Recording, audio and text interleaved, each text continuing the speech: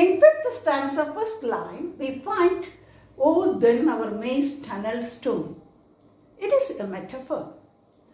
The tunnel stone is the castle, the fortified castle. So, the fortified castle and the tunnel stone are the same. And here, it's just tunnel stone stands for metaphor. The same line, "Oh, then our maze tunnel stone," it can be also said as imagery.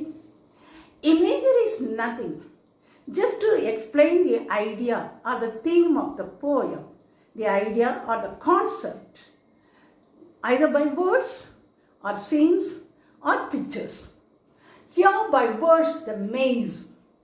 See, the word maze, winding, intricate, confusing path, the inner part of the castle. So it just brings to our mind the winding, intricate and cunning path. Remember, even the inmates find it very difficult to move through this castle.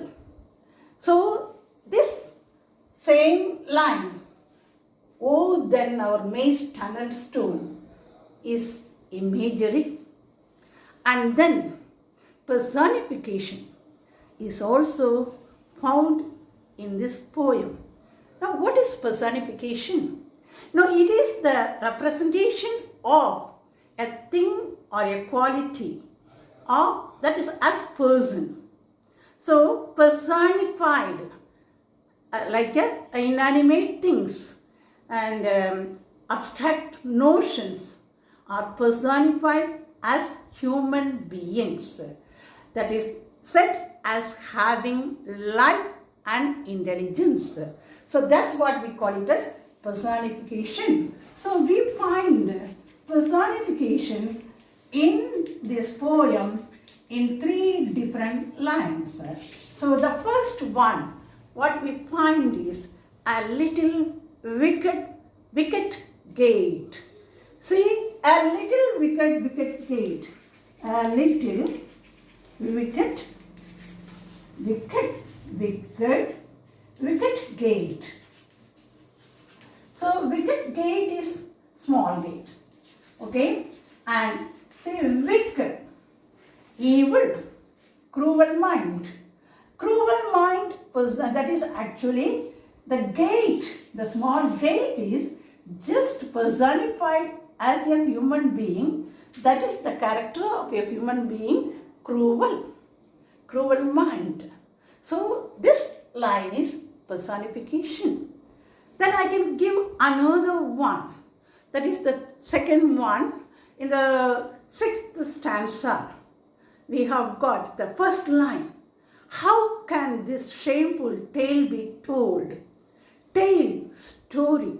How can this shameful tale, story, shameful, once again personified, the story, tale, the incident, the event is just personified as shameful one. Okay, so personification. And the third we find in this, our only enemy was gold. So how can this, that we can just go for it. Our only enemy was gold. So think once again. See, gold, inanimate thing. Enemy, persons, just. So our only enemy was gold. So gold is personified as enemy. Do you understand? So these 3 lines. First one, a little wicket gate. And second, how can this shameful tale be told? Third, our only enemy was gold. These 3 lines just stand as personification. Okay? Now, above all these things, the whole poem is set as an allegory. So, allegory has got characters, events, and just set it as what we can just events, characters, and other things that can be just said in the poem. You just imagine here, this is a narration of the poem. And a soldier is the narrator. And there are many characters in allegory. So in this poem, we find the captain, soldiers, and the aged, the old man, the old guard who betrayed the castle. So we find the characters, and the soldier is the narrator of this poem. And finally, we also find that is the event, the battle. Without bloodshed, they just lost their castle only because of the betrayal of the wicked god. And so their only enemy was gold. So characters of this poem, the abstract idea of this poem is gold is their enemy. The outward strength of the castle is matchless. It is fortified well. Then what happened to the castle? But the castle also conceals the ingredients of personal downfall within. If a person doesn't look within, their doom may be unstopped. So if a person doesn't look within, their doom may be unstopped.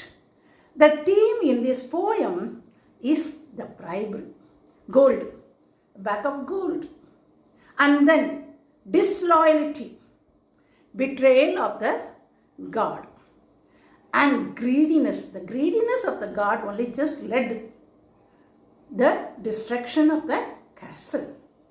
So the greediness of human beings leads to a great fall, the loss of the castle.